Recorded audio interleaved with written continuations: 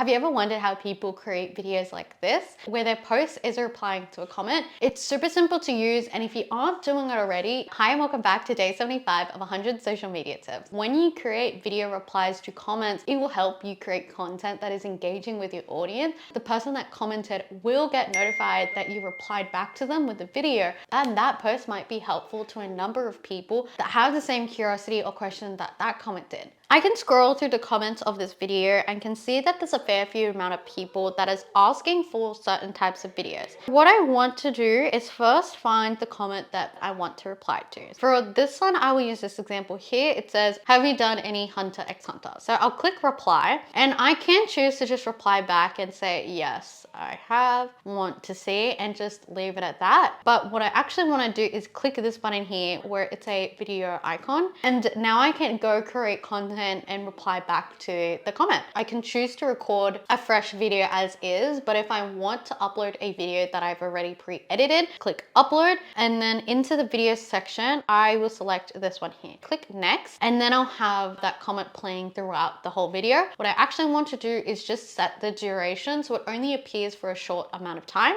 I can click set duration here, and then scroll through until where I want it to end, just before it starts. So right here. Now you can see that the comment reply is on and it hides after a period of time. I will then go ahead and click next, and as per usual, add my caption, Hunter x Hunter tattoos, add my hashtags. I will select my cover photo as well. You can select this and then post. So it'll just take a few seconds to upload, and then once that's done, I can go into my profile again and can see that that comment is on the video. If anyone is watching the video and they want to see where that reply came from, they can just tap into that reply and then they can see from which video that original comment came from. Now that I've posted that video, it means that the creator of that comment will get notified that I have replied to the comment with a video instead of just a comment. This helps create content that is going to engage your audience and ensures that they are more likely to see your content. That's it. Like always, keep creating, keep experimenting, and I'll catch you in the next video.